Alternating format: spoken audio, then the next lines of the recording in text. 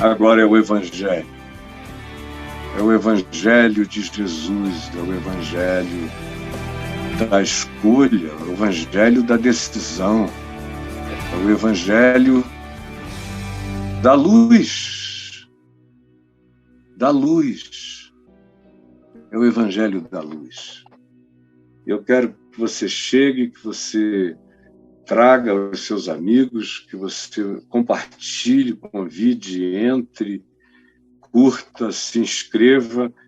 Vamos chegando, eu estou sentindo a sua falta, embora eu saiba que nosso público está comprometido aqui terça, quarta e quinta. Hoje é uma anomalia essa minha presença aqui. Tem gente que dela nem ficou informada porque não deu tempo.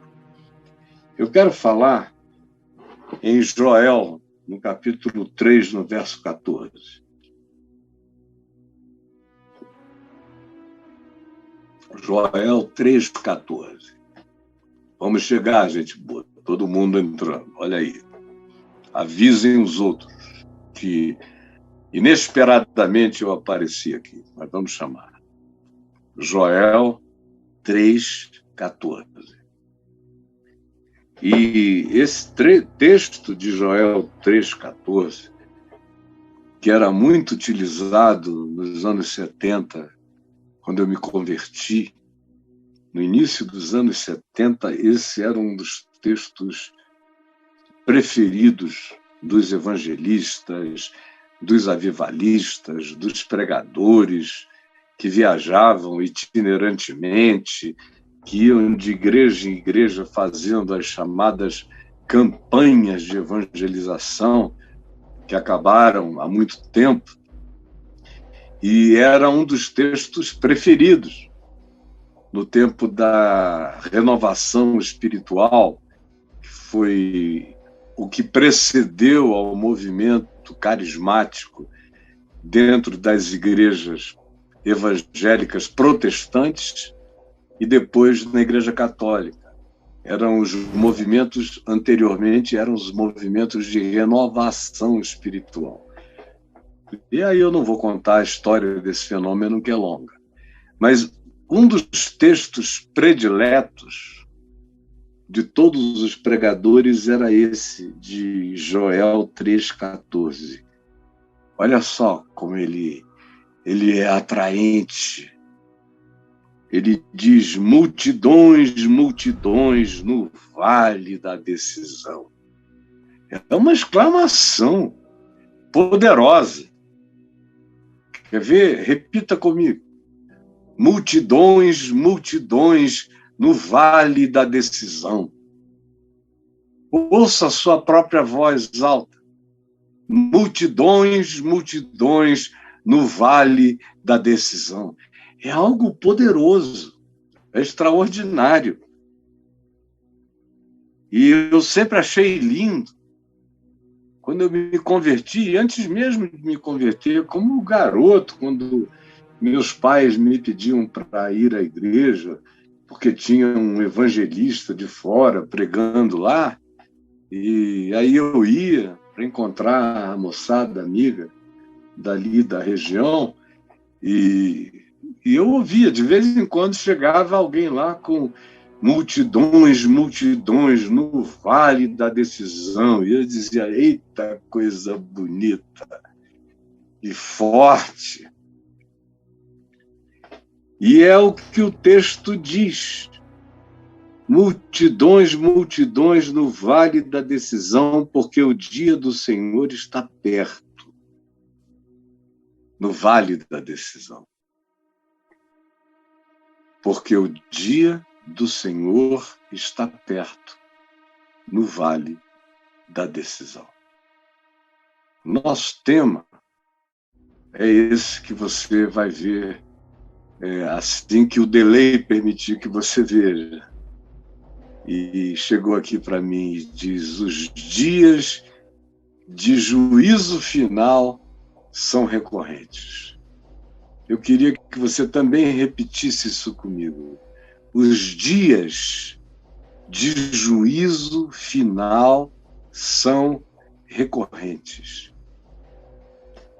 Guarde isso. Os dias de juízo final são recorrentes. Porque isso aqui foi dito e os eruditos até hoje têm certas dúvidas sobre o tempo no qual essa profecia de Joel foi escrita ou falada e transcrita, tanto faz, mas eles creem que deva ter sido aproximadamente 400 anos antes de Cristo, antes da Era Comum. Antes de Cristo, 400 anos. Porque não há alusões a uma invasão dos babilônios, ao contrário, se diz: aqueles invasores do norte já não os permitirei mais. Tem alusão a outros povos. Tem, inclusive, alusão ao fato de que, quando houve o exílio no tempo de Babilônia, nos anos seguintes, e houve também, diz aqui o texto, um processo de desumanização tão grande que até mesmo crianças de Judá, crianças da Judéia e de Jerusalém, foram vendidas como prostitutas. Se diz aqui, porque meninas do meu povo foram vendidas como prostitutas. E aí vem uma descrição terrível do que aconteceu naquela sociedade, mas, ao mesmo tempo, não há uma convocação para a construção de um templo, não há nada sobre os muros. Os povos contemporâneos mencionados são outros. E quando se diz que as meninas do meu povo foram vendidas, se diz que foram vendidas aos gregos. É óbvio que a cultura grega estava bem presente já no mundo 500 anos antes de Cristo, mas ela se transformou numa obrigatoriedade depois do processo de helenização, com a expansão de Alexandre o Grande e depois com a dominação grega imposta pelos 4 generais de Alexandre, que dividiram o mundo das conquistas e dominaram sobre eles com a cultura grega sendo ensinada. Então, por isso, se sabe que foi por aí, foi nesse período. Ele menciona que a Tiro, a Fenícia, menciona, portanto, alguns outros povos da hora, contemporâneos, pequenas potências, potências maiores, ex-potências, porém sobreviventes com significação, como o Egito. Tudo isso aqui está mencionado, aí dá para a gente entender o ambiente daquele tempo, daquela hora, do espírito de cada pessoa, ou do espírito de Joel. E qual é o espírito de Joel? O espírito de Joel é aquele que diz que 2 coisas estavam para acontecer. A primeira, um juízo, que se manifestaria através de uma praga de gafanhotos. Por isso, a primeira razão pela qual Joel entendeu e discerniu que aquele era um tempo de juízo final, a primeira razão é essa. Mostra aí, meu amigo querido, eu estou aqui lutando com delay. Obrigado. Porque são esses tempos de juízo final são precedidos de sinais naturais. porque são precedidos de sinais naturais. Como diz aí, vá para Joel, no capítulo 1, no verso 4, como ele fala dos gafanhotos que viriam devastadores, o gafanhoto cortador, e comeu o gafanhoto migrador, que o deixou o migrador e comeu o gafanhoto devorador, o que deixou o devorador comeu o gafanhoto destruidor. Então, Joel olha e diz, tem um juízo da própria natureza se levantando contra o que vocês são, contra o que vocês fazem. Aí no verso 12, você encontra a mesma coisa, a vide se secou, a figueira se murchou, a romeira das romãs também, e a palmeira e a macieira, todas as árvores do campo se secaram, e já não há alegria. Já não há alegria entre os seres humanos. Aí você vai ao verso 18 e vê a mesma coisa, geme o gado. Eu não vou ler a semente que mirrou, toda a calamidade natural você lê, eu só estou lendo as exceções mais gritantes, como a do verso 18, como geme o gado. É uma expressão. O gado muge, mas o gado não geme. E todos os gados gemendo, porque não tinha água, não tinha o que comer. O gafanhoto tinha devastado tudo. É uma expressão do tipo, como gemem os gados. Porque era um gemido escatológico, era uma coisa horrorosa de ouvir.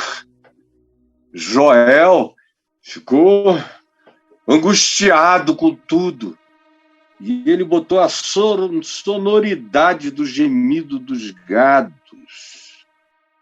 Aqui, os bois, as manadas de bois estão sobremodo inquietas, porque não tem pasto. Também os rebanhos e as ovelhas estão perecendo. Aí ele diz, Senhor, eu oro a ti porque a chama queimou as florestas. A chama queimou as florestas. Abrasou todas as árvores do campo. Também todos os animais do campo bramam suspirantes por ti, por socorro, por água. É um gemido do socorro, porque os rios se secaram e o fogo devorou os pastos, até no deserto. Não sobrou pasto em lugar nenhum. É a natureza em estado de convulsão para todos os lados. Então, veja, essa é uma descrição completamente apocalíptica, escatológica. Por isso é que eu digo a você que os juízos finais são recorrentes. Por causa disso, porque 500 anos, 450 anos antes de Jesus, na descrição de Joel, ele vê o mundo acabando, ele vê o mundo terminando. Às vezes o mundo termina, como terminou para os habitantes da ilha de Páscoa, que sumiram, como terminou para os habitantes de Tiro e de Sidom do passado, que desapareceram. Parte da cidade está embaixo do Mediterrâneo. Como eventualmente terminou para os Atlântidas, que podem ter sido uma comunidade não mencionada na Bíblia pré-diluviana, e que venha a ter sido destruída pelo grande dilúvio. Civilizações e civilizações que sumiram no juízo final dos dias de Noé. Quantas nações desapareceram porque foram mortas, extintas, em genocídios praticados desde os tempos mais primevos, assim como tribos humanas. Onde estão os neandertais? A gente até acha o DNA deles espalhado em alguns lugares do mundo, mas eles próprios desapareceram. Onde estão os astecas? Para onde foi essa civilização? A gente ainda vê determinadas aparências e expressões e a memória arqueológica, paleontológica, mas sem a vida e o viço, que um dia definiram riqueza, sucesso, prosperidade, compreensão, ciência em toda essa região. Onde estão uma quantidade imensa de povos que terminaram. No Egito, você não tem nenhum egípcio. Você só tem os filhos de Edom, que se casaram com a descendência de Ismael, filho de Abraão, de onde vieram os árabes. Lá você tem árabes, da descendência de Abraão, mas não tem mais egípcios, que desapareceram há muito tempo. E quando desapareceram, foram os juízos finais que aconteceram. Juízos finais são recorrentes na história humana. É por isso que os profetas olhavam o seu tempo e diziam: não é possível que depois disso possa haver vida. Ainda que eles tivessem uma pulsão de esperança pela projeção da palavra revelada de Deus no coração deles, mas eles próprios não podiam nem entender, frequentemente, as luzes que eles ainda viam no horizonte, porque o imediato era de treva. E essas coisas são precedidas por sinais da natureza. Você pode observar em todas as ocasiões como a natureza grita, profetiza, exclama, como as florestas queimam, como os rios coagulam, como as águas se envenenam, se desprestam, como aquilo que deveria ser natural se torna uma impossibilidade, como a predatoriedade acaba com vidas que, se não forem salvas, desaparecem. O gado geme, o gafanhoto traça. Ou então a gente se salva deles se envenenando com a quantidade de venenos que a gente ingere nas comidas que a gente come, nas águas que a gente bebe. E a natureza geme. Como disse Paulo em Romanos 8, antes da manifestação de qualquer salvação, de qualquer salvamento, a natureza geme, como gemeu no Egito as 10 pragas, como gemeu em tantas outras ocasiões da história, onde cataclismos, tremores, pavores, pânicos naturais precedem os acontecimentos finais. Jesus disse a mesma coisa. Disse que os homens desmaiarão de terror pelas coisas que sobrevirão ao mundo. E aí ele dá sinais cósmicos, sísmicos, dá sinais no mar, na elevação das águas, no rugido do mar e das ondas, apavorando as civilizações, com a presença de realidades que enfumaçam o céu, a terra, que tingem as nossas noites de amarelo e enxofre. Estranho. Segunda coisa, eu afirmo que os juízos finais são recorrentes porque são precedidos por abundância do Espírito Santo. Como eu vejo hoje. Eu vejo enquanto aquilo que deveria carregar a esperança do Espírito Santo, a manifestação do Espírito Santo, a palavra do Espírito Santo, que é o Evangelho de Jesus, sendo ensinado, vivido e interpretado na vida. Eu vejo que aqueles que deveriam ser os manifestadores disso não são. São o povo que provoca a ira divina, o juízo divino. É o povo que tenta a Deus, que prova a Deus, que empurra os marcos e os limites para além do permitido e que apoiam as mudanças dos marcos da vida. Meu Deus! Enquanto o chamado povo de Deus, por exemplo, no nosso país, na sua maioria, apoia o que deveria rejeitar, o que não deveria acolher, porque é contra o Espírito de Cristo, é anticristo, é anti-evangelho, ao contrário disso, se tornam semelhantes, apoiam, repetem os gritos, odeiam junto, querem criar uma república pseudo-teocrática.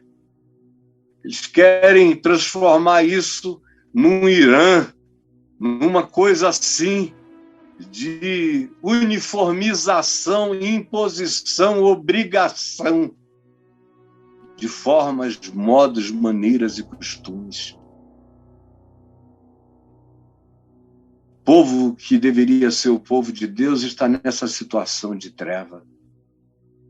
Mas, paralelamente, concomitantemente, apesar de tudo isso, ou como diria um amigo meu, em compensação, acontecerá depois que derramarei o meu espírito sobre toda a carne. Os vossos filhos, tanto faz o sexo, os vossos filhos e as vossas filhas, homens e mulheres, sem discussão de gênero, profetizarão. Vossos velhos continuarão lúcidos para sonhar com o futuro, com o melhor, para disporem a sua sabedoria com alegria jovial para as próximas gerações, para iluminarem com sonhos as noites do futuro. Os vossos jovens terão visões, não alucinações. Criarão, divisarão, projetarão, serão olhos para hoje e para amanhã, até sobre os servos e sobre as servas derramarei do meu espírito naqueles dias, porque não há acepção de pessoas, não há, seja o servo por causa da condição humilde no passado, ou até mesmo de escravidão no passado, ou sejam os servos assim, autodenominados como crentes que se chamam de os servos do Senhor, Ele diz: não há acepção até sobre os mais invisíveis da sociedade. Eu derramarei o meu espírito. E até sobre os crentes, que são os mais difíceis de receberem a luz do Evangelho do Espírito Santo, eu também derramarei do meu espírito naqueles dias. Até sobre eles mostrarei prodígios, coisas espantosas na terra. Os prodígios são sangue, fogo e colunas de fumo. São prodígios bombásticos, como o prodígio que fissurou o átomo e explodiu a matéria de dentro para fora, mostrando-nos o poder do Big Bang.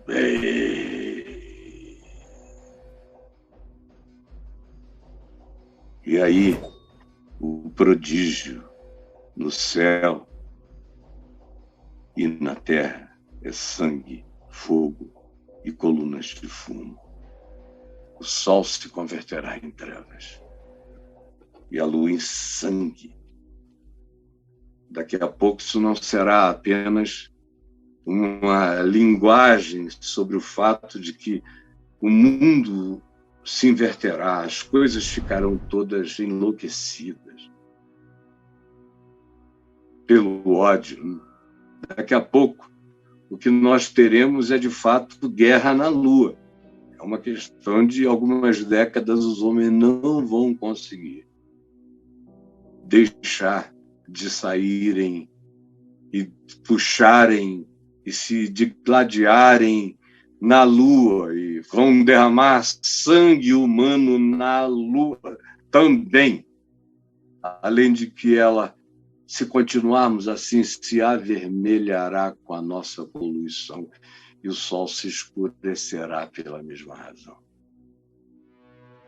No entanto, o Espírito de Deus, eu vejo se derramando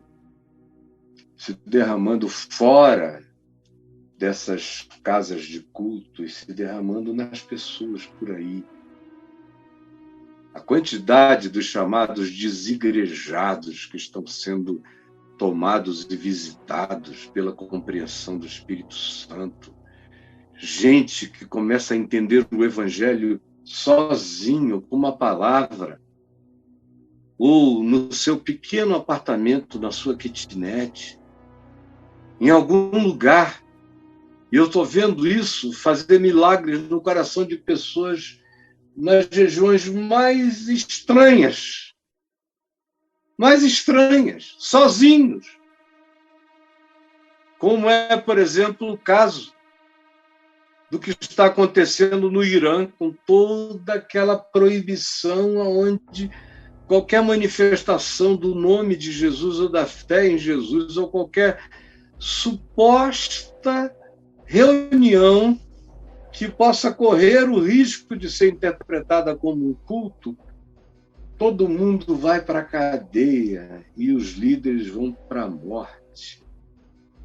No entanto, o grupo de fé, os grupos de fé nas casas, nos parques distantes, nas alturas das montanhas, à beira dos riachos, sem cânticos, para não produzirem som nem eco. Os que mais crescem como manifestação da fé em Jesus, como discípulos do Evangelho, proporcionalmente, sem nada, sem nenhuma divulgação, só por causa de sonhos, de visões, de revelações, de compreensões, de entendimentos que vieram de lugar nenhum. É a igreja sem nome de Cristo, crescendo no Irã, crescendo muito, no silêncio, sem que ninguém veja, com sinais, com pequenas siglas, com, de fato, uma linguagem sem sons, comunicando a palavra de Jesus, plantando as pessoas da rocha. Porque o Espírito Santo não é patrimônio nem do cristianismo, nem no cristianismo patrimônio dos pentecostais, nem dos neopentecostais, nem dos que gritam, nem dos que rolam, nem dos que falam em outras línguas fajutas aos milhões, tendo visões da sua própria carnalidade. O Espírito Santo é santo, é incontrolável, é livre, fala com quem quer, fala como quer, fala onde quer e não precisa de ninguém para se comunicar. Como eu tenho visto acontecer aqui, com gente que acorda assustada com o que ouviu no coração, procura e acha, deseja e encontra, bate e se lhe abre no coração, na compreensão, no entendimento. No entanto, isso acontece especialmente nesse tempo dos juízos finais.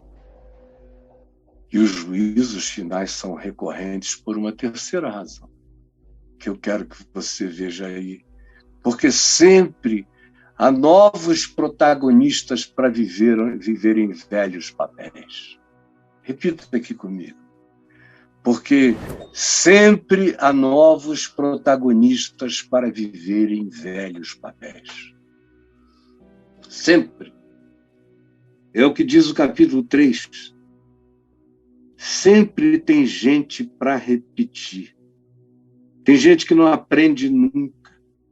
Assim como Judá não aprendia, Jerusalém não aprendia, aqui se diz que Tiro e Sidom também não, que o povo da Filístia, que incluía a região dos filisteus no passado, ou da Fenícia, que incluía o Líbano, também não entendiam e viviam em estado de recorrência.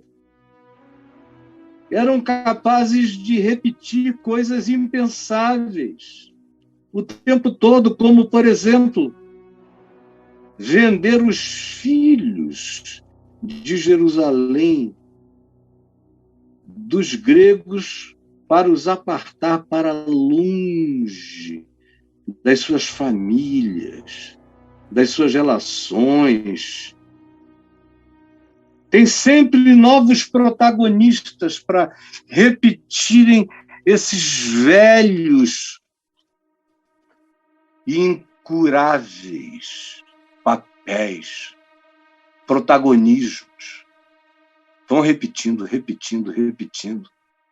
E quando um monte de civilizações ficam para trás, aparecem novas, com a mesma vontade de poder, sempre achando que agora, na vez deles, vai ser diferente. E vão caotizando frequentemente o mundo, não pelas boas propostas de mudança, mas pelos mesmos desejos de dominação, de controle, de soberania, de supremacia. Por isso, repetem, protagonizam os mesmos papéis que chamam e invocam o juízo de Deus sobre o povo, o juízo dos céus, o juízo dos anjos, o juízo dos principados e das potestades, de todo aquele que tenta se assentar num lugar de poder como se fosse Deus. Nunca deixou de haver protagonistas para o papel de anticristo, na história humana e nunca deixará de haver. 666 é o número de uma recorrência da maldade que não termina nunca, que vai, que vai, que vai.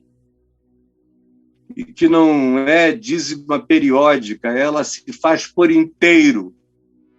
Ela se fecha numa tríade de perversidade em cada geração e faz os males inconcebíveis, que faz a gente olhar para os filmes preto e branco da Segunda Guerra Mundial, mesmo anos e décadas depois, e pensarmos que a gente foi levado para dentro de um subterrâneo do Tártaros, no inferno.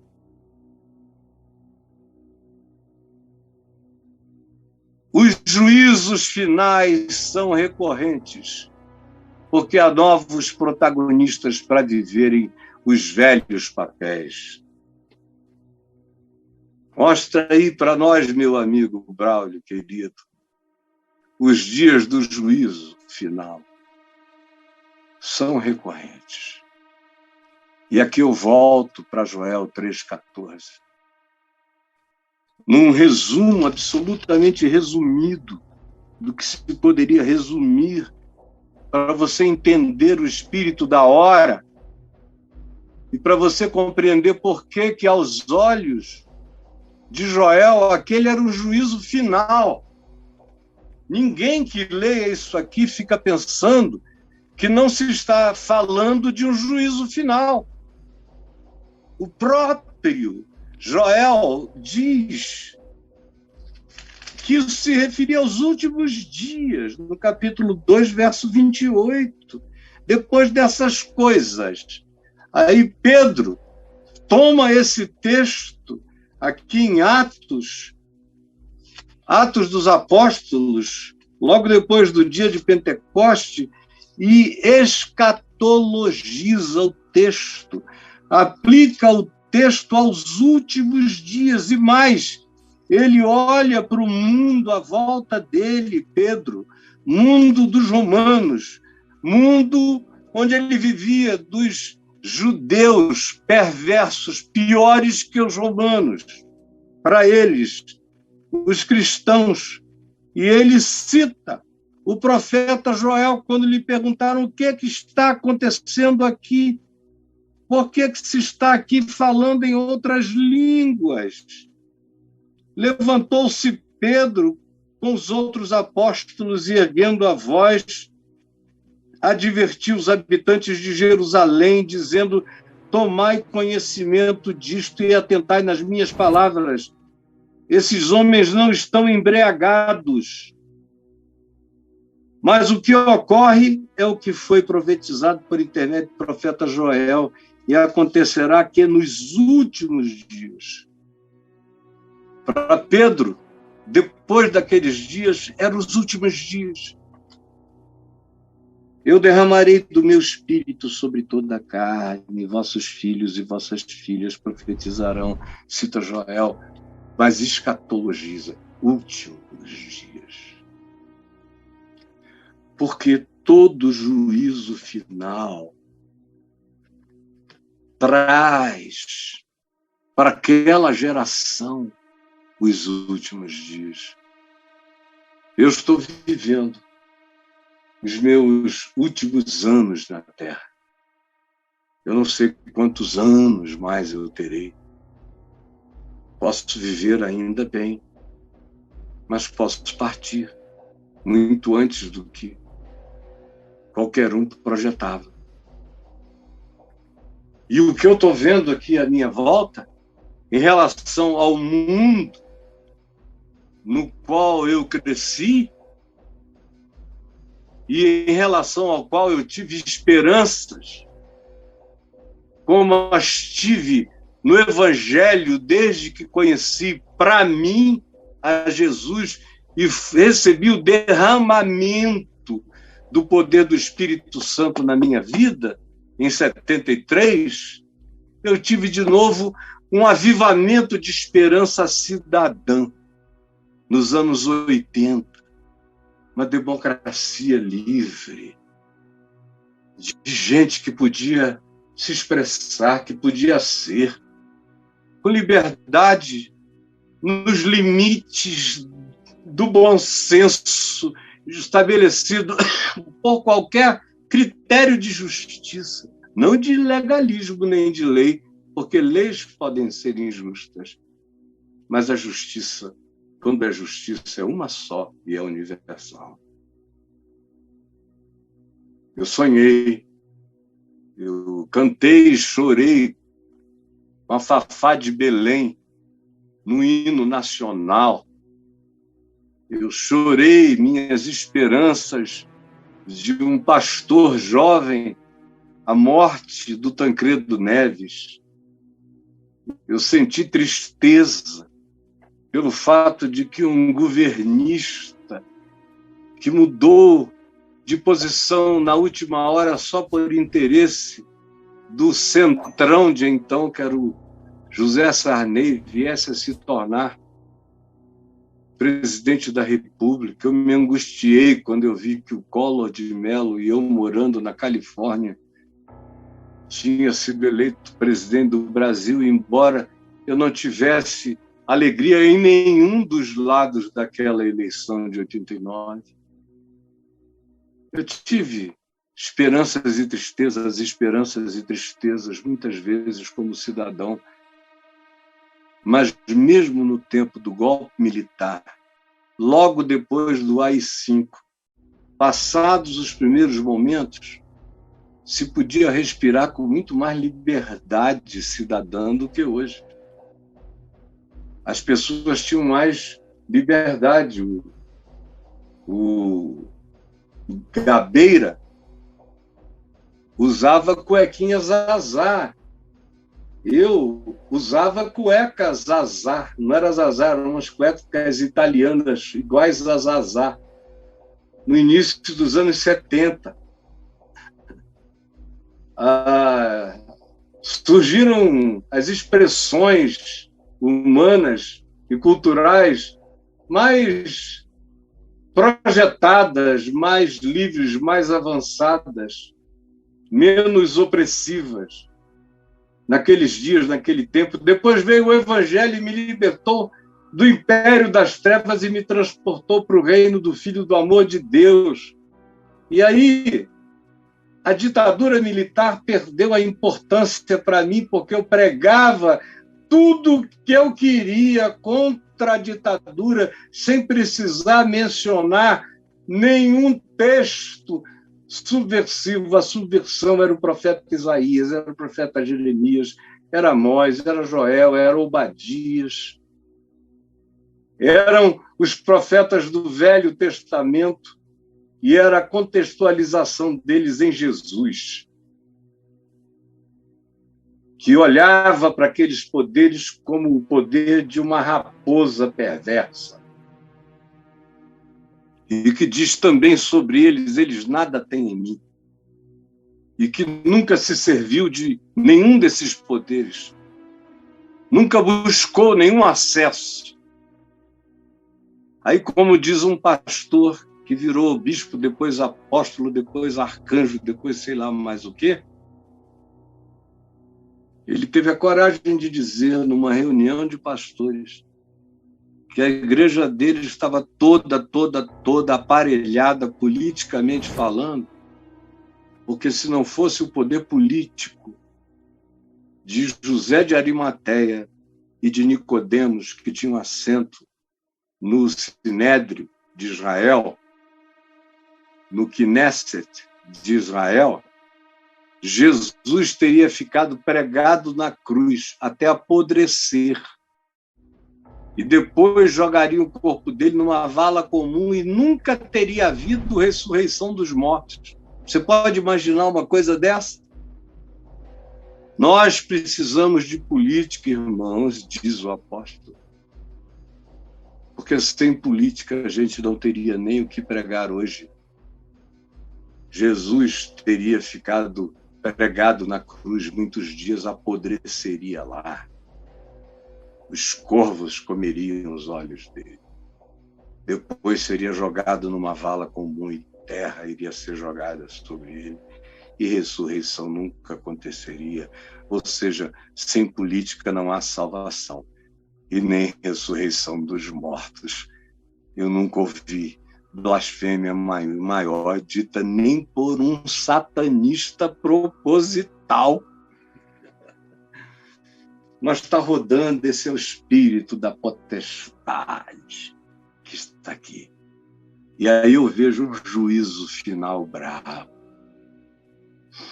vindo sobre essa blasfêmia na cara de Deus. O Senhor é Deus. E Ele fará com que esse pessoal que está brincando com o direito da liberdade, da justiça, da equidade e da normalidade do convívio humano, esses diabos que querem dividir, que querem trazer a subtração de uma quantidade majoritária na sociedade pela via dos golpes e da arbitrariedade. Assim como o Espírito do Senhor está se derramando sobre toda a carne, agora. E muita gente está tendo visão do amor de Deus, da graça de Deus, da misericórdia de Deus, do socorro divino, tendo esperança para o futuro também. Tem muita coisa que está sendo invocada e que virá. Como é o que o livro de Joel diz o tempo todo. O livro de Joel é conhecido pelas suas repetições, que se diz: então se verá que Javé fará isso. Então se verá que Javé fará isso. Isso é repetido de sentença em grande sentença em diante. Então se verá que o Senhor fará isto. Porque os dias do juízo final são recorrentes. Não brinque. Siga adiante. Ame a paz. E alie-se àqueles que vencem o mal com o bem, não o mal com o mal. Eu sei que o que eu estou falando aqui não é atraente, como os profetas também não foram atraentes, mas é a palavra do Evangelho de Jesus, no espírito do Evangelho de Jesus, no espírito de Cristo, que eu deixo a cada um, desincumbindo também outra vez, no dia de hoje, a minha consciência. Preste atenção. Ó Jesus, essa palavra é imensa, é maior do que a terra toda, mas são tão poucos os que são capazes de ouvi-la, porque são poucos os que amam a paz, são poucos os que querem reconciliação, são poucos os que admitem a vida e a existência diferente do próximo, são poucos os que não querem apenas a república dos idênticos. Por favor, salva-nos do poder do anticristo, do antivida, do antigraça.